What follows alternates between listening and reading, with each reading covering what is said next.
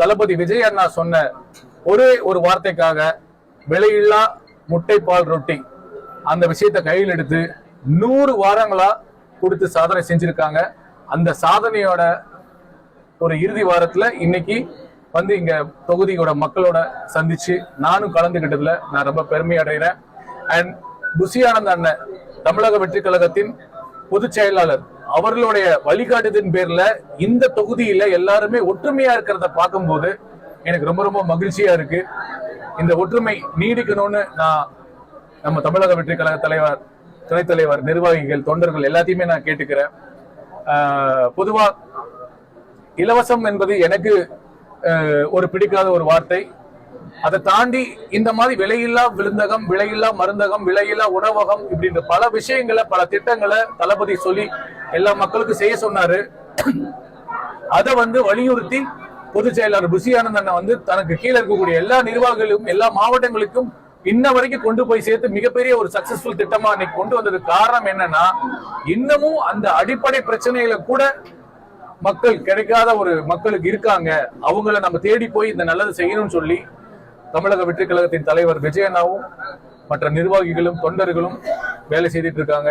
ரொம்ப ரொம்ப சந்தோஷமா இருக்கு. அதுல நான் கலந்துகிட்டது எனக்கு பெருமையா இருக்கு.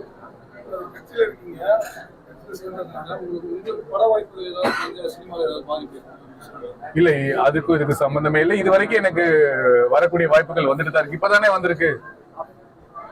அதை பத்தி எனக்கு எந்த ஒரு தொந்தரவும் இல்லை. அதான் எல்லா தொகுதிகளையும் பொது கழிப்பிடங்களை மக்கள் போய் பயன்படுத்த முடியுமா நீங்களே பார்த்து சொல்லுங்க. நிருபர்கள் உங்கள்கிட்ட கேட்கிறேன். நான் சொல்லுவது பொய்னா இங்கேயே சொல்லுங்க.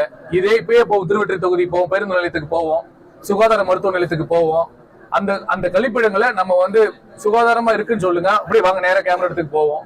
நான் பல மாவட்டங்களுக்கு ஷூட்டிங் போகும்போது பார்த்திருக்கேன். ஒரு விதமா சுகாதாரம் கம்மியா தான் இருக்கு. அதை நான் வந்து அட்ரஸ் பண்றேன்.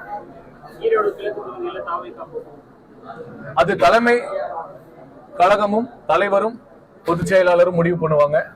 இதுல எனக்கு எதுவும் சொல்றதுக்கு இல்ல.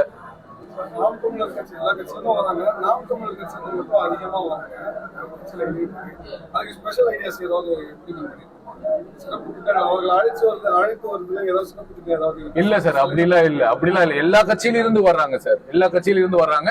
நாம் தமிழர்ல இருந்து நிறைய பேர் வந்து வெளிப்படையா சொல்லிட்டு வர்றாங்க.